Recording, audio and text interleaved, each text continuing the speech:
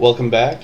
I made a new minecart station that I've never seen before, and I don't think anyone has done before, so I thought I would show it off. It's definitely got some flaws, but I think it has a lot of potential too. So let me first show what it looks like to fill it up.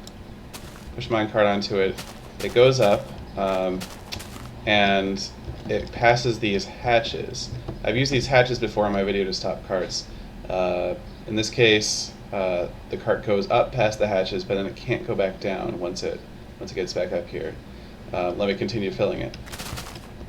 I'll put another cart in it, and you'll notice it stops in the second spot available because there's already a cart here.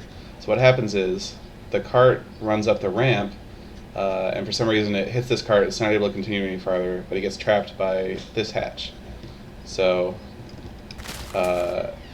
the cart will always fill the highest available spot, which is pretty cool because it's kind of like a Pez dispenser that way. So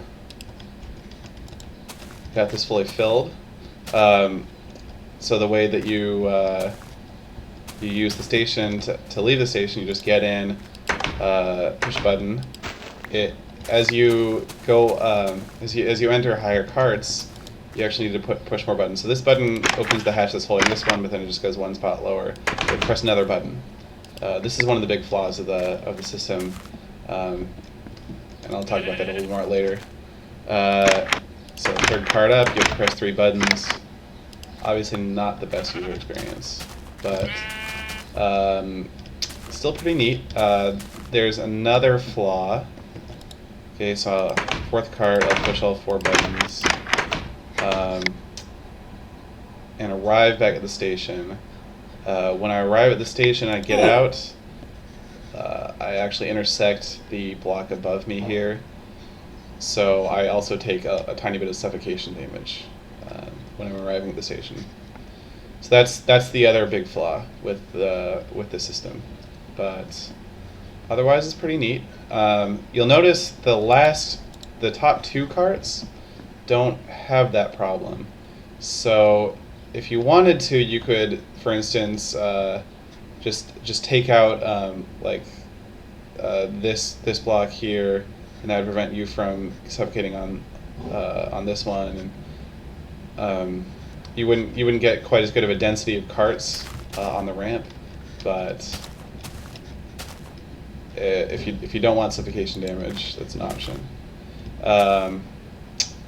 So like I said, you have to push a button for each hatch that you want to open. That's also not great, although I do think there's potentially a solution to that. If you can somehow, and I couldn't figure out how to do this compactly, but maybe somebody out there can. You just need to find some way of making diodes that travel downhill. So you want the signal, for instance, if you press this button, you want all the hatches to open, because that means you're in the top cart and there aren't any ones below you. But if you're at something like this button over here, you just want this hatch, this hatch, this hatch, and this hatch to open. So you want the signal to travel downhill and open all the hatches, but you don't want it to travel uphill. If somebody has a suggestion for someone to accomplish this, feel free to post a comment or a reply video or something. I'm really curious if there's a way to do that compactly. Otherwise, it's pretty cool. Imagine this filling procedure can actually probably be useful for something else. I tried to make another system where each of these was a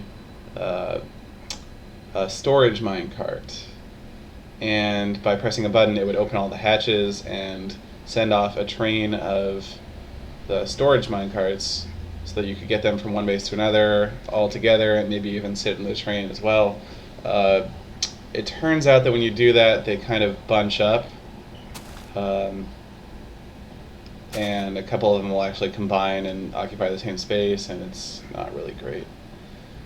But maybe there's a way to do that too. Let me know if you have any questions or want me to try something with this, and I can post another video. yeah, I'm looking forward to seeing what the community can come up with around this. It's kind of a new idea. Anyway, thanks for watching.